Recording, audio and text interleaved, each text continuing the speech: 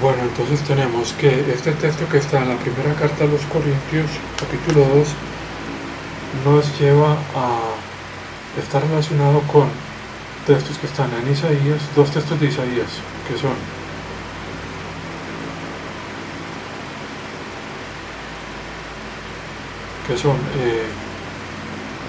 el 64.4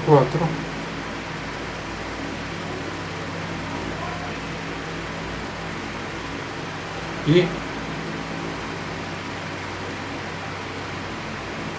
vendría siendo el otro que es el 40.13.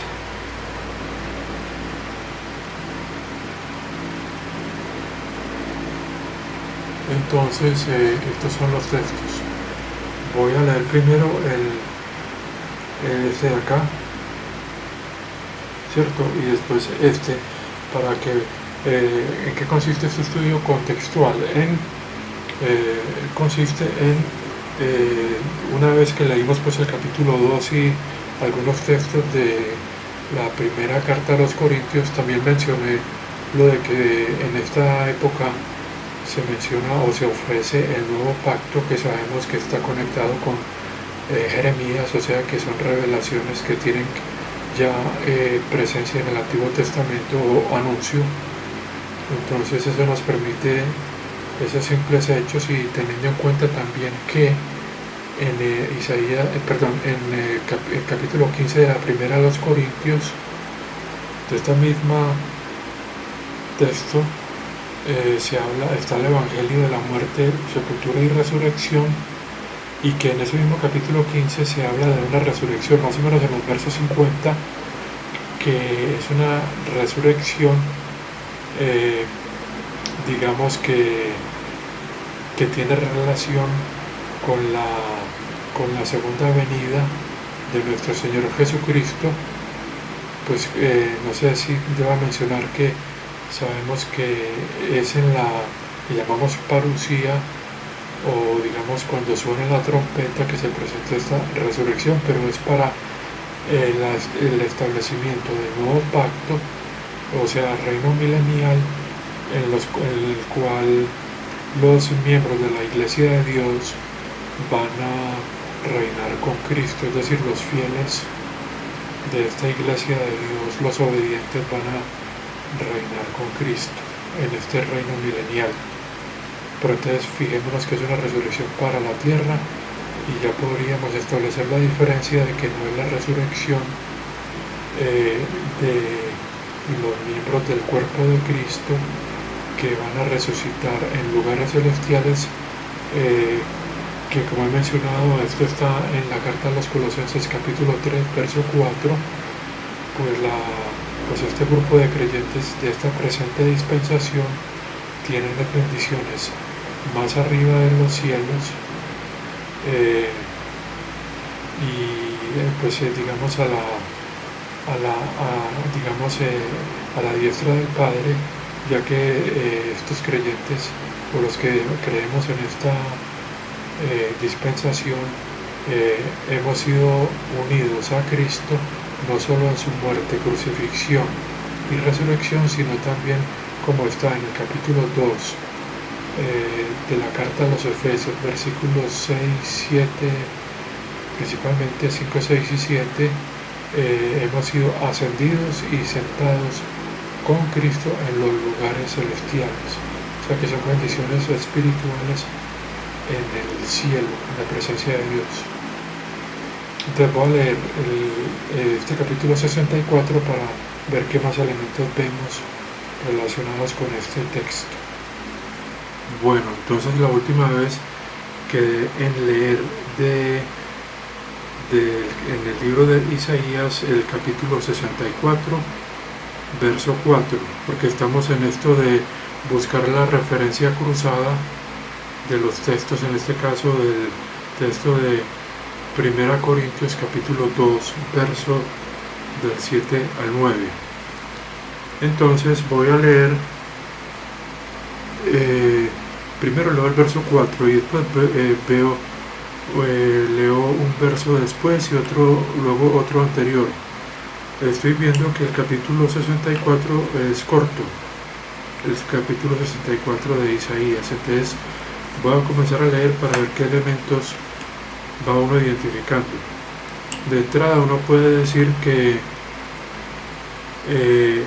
pues que este texto de la primera de los Corintios nos remitió a buscar en la profecía, lo cual podría pensar que este misterio de Cristo, como así se le conoce, ya era un misterio que estaba, aunque no todos lo habían identificado, sí había sido anunciado. Como mencioné, está el Salmo 22, el capítulo 53 de Isaías, el Salmo 16, en el caso de la resurrección. También está, como mencioné, el Salmo 22, que habla de la crucifixión. Hay tres salmos ahí que son el 22, el 23 y el 24, que hablan del misterio de Cristo. Pero vamos a ver qué nos dice este verso 4 del capítulo 64. Aún desde la antigüedad los hombres no han escuchado, ellos no han dado oído, ojo no ha visto a un Dios salvarte. Él hace la obra para quienes esperan por Él. Eso dice el verso 4. Sigo con el verso 5 y después leo el verso 3 para comprender pues bien el contexto inmediato. El verso 5 dice: esto me hace pensar en ese verso que dice, hago una obra que aún los que la vieran no la creerían. Cierto, ese es un texto que está en el nuevo, que también está en la profecía. Yo creo que esa obra de la que habla la palabra es la crucifixión de nuestro Señor Jesucristo. En el verso 5: tú te has encontrado con el que se regocija y con el hacedor de justicia. En tus caminos ellos te recuerdan. Miren, tú te has enojado cuando pecamos, o te has enojado cuando pecamos. Por ellos continúas y somos salvados. Luego sigue el verso 6. Y somos como algo sucio, todos nosotros, y como una prenda que pasa todos nuestros actos justos, y nosotros nos desvanecemos como una hoja, o nos secamos como una hoja, todos nosotros, y nuestras iniquidades como el viento nos lleva. Sigue el verso 7. Y no hay nadie que llame a tu nombre, revolviéndose a sí mismo para sostenerte en ti. Porque tú has escondido tu rostro de nosotros, y tú nos derrites por nuestras iniquidades. Sigue el verso 8. Y ahora, oh Jehová, tú eres nuestro Padre, nosotros somos el yeso, y tú nuestro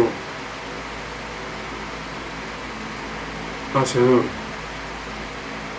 y el trabajo de tu mano todos nosotros. Sigue el verso 9. A ver si termino de leer el capítulo 64. No te enojes, Jehová.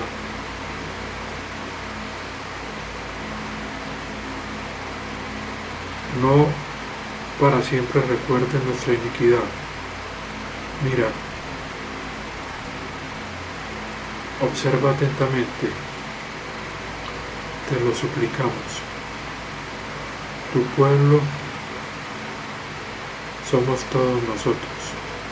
Entonces estas son palabras del profeta Isaías.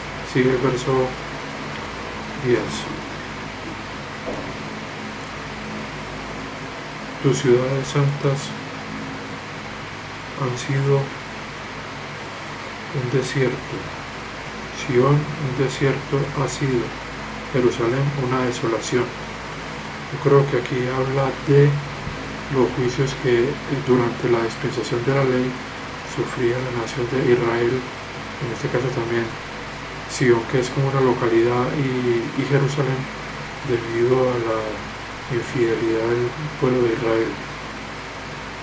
Sigue al pacto de la ley. Sigue el verso 11.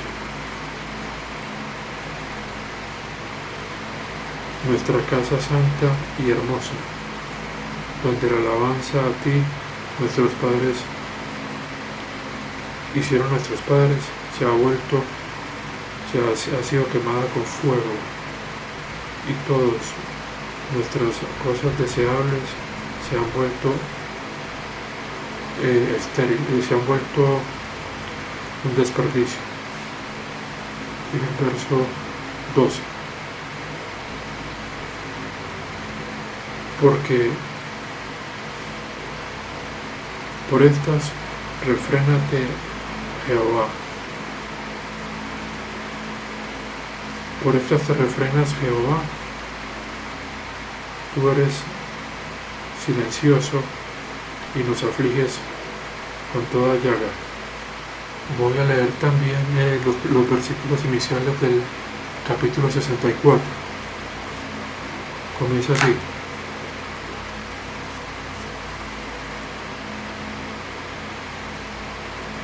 No hiciste los cielos,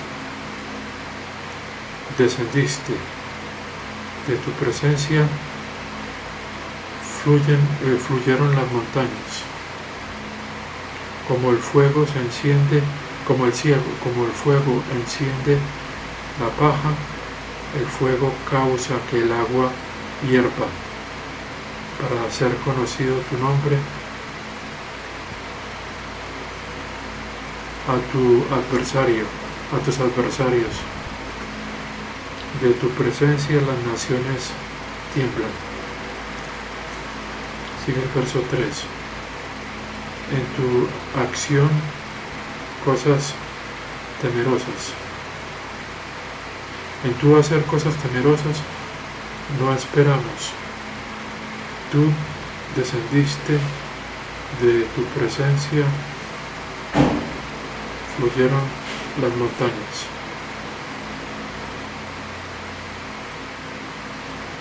Sigue el verso 4. Aún desde la antigüedad, ahí es donde comencé a leer el texto. Y luego volver a leer para comprender el contexto. Aún desde la antigüedad los hombres no han escuchado, ellos no han dado oído. El ojo no ha visto a Dios salvarte.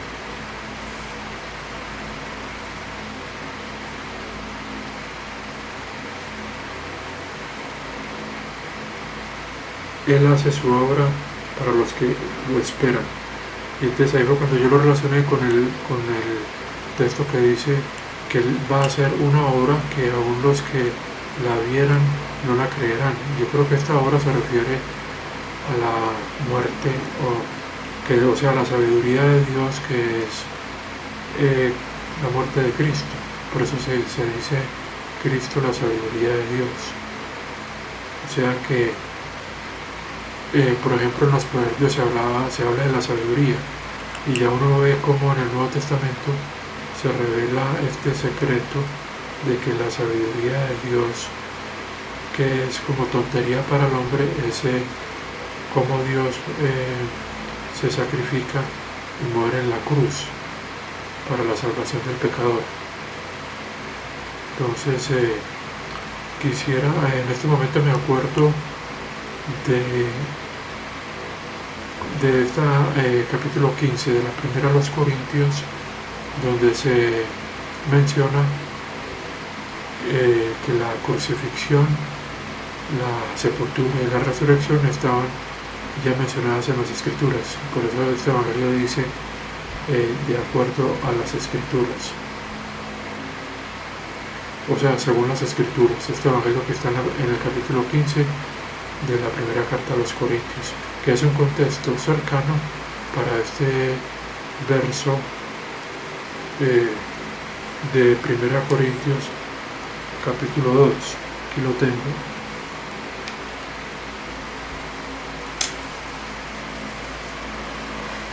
Primera Corintios capítulo 2, versos 7 al 9. Y ya lo otro, debajo están los versos que están relacionados. Entonces ya analicé el primero. Voy a leer el texto que está en el capítulo 40, verso 13 del profeta Isaías.